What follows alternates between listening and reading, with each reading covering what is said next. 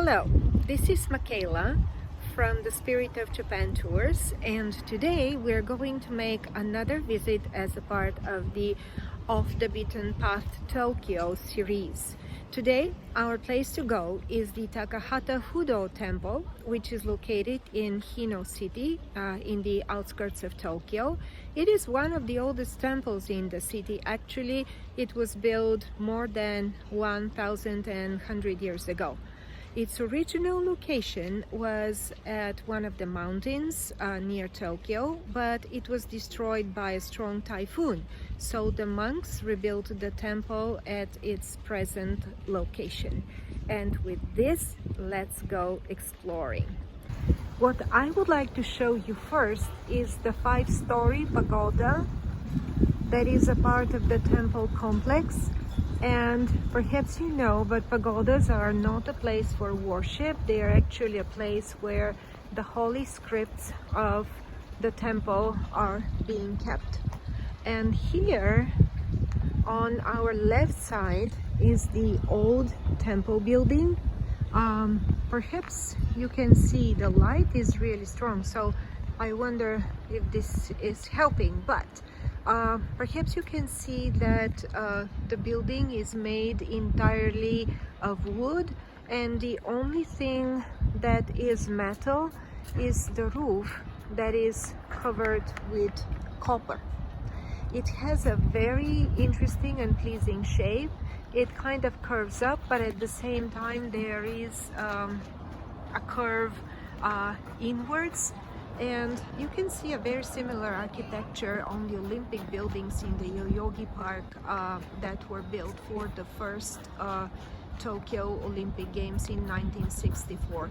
It is very, very traditional architecture for Japanese temple and shrine roofs.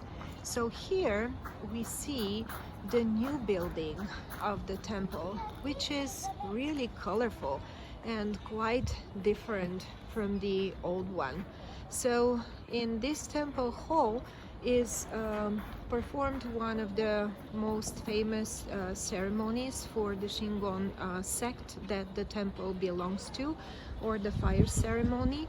Every month on the 26th of the month, people are welcome to bring whatever bothers them, whatever hardship they have in their life, written on a slip of paper or on a wooden tablet, and then the monks would make a fire, and those troubles and hardships would be burned with the intention of freeing the person from them. So now we're going to explore some more the temple grounds, and there's something that I would like to show you. There's several little temples here, but also there is one very pretty little shrine. So as I've mentioned before, shrines and temples usually occupied the same premises because there was no clear distinction between the two religions until very recently. Everything started with the Meiji Restoration. So here on the grounds of the temple there is a shrine, and this is the gate of the shrine. I mentioned in one of my other videos that gates to shrines and temples are very different, and this is the torii type of gate that usually you can see in front of a Shinto shrine.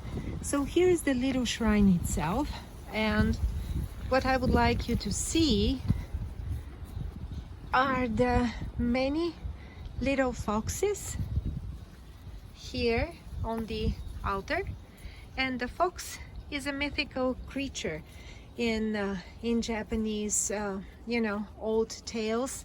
That is a protector. It can be a trickster as well. Can you see that little mask over there? But generally, when you see the statue of a fox in front of a Japanese shrine, this is placed there to protect the shrine. And from here we're going to see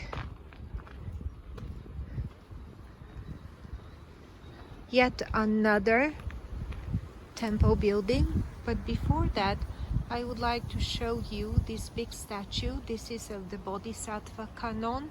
That is the Bodhisattva of mercy.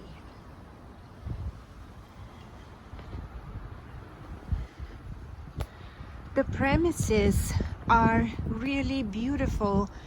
There is a hill here where you can go and hike, and especially during the rainy season when the hydrangeas are blooming, the temple is just, you know, transformed. It's so pretty with many hydrangeas, bushes. People come to see the flowers, and if you are in Tokyo at that time of the year, I would suggest that you make the trip too. It's not difficult to visit. There's a station very close to it, so if you are up to some adventure, you can definitely do it.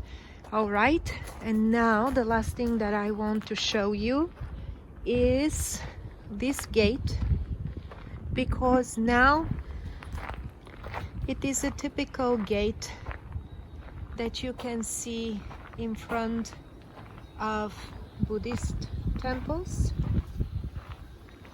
Here it is. As you can see, it's very, very different from the Torii gate that we just saw. And here we have some beautiful wood carvings from Japanese Buddhist mythology. And here are some more.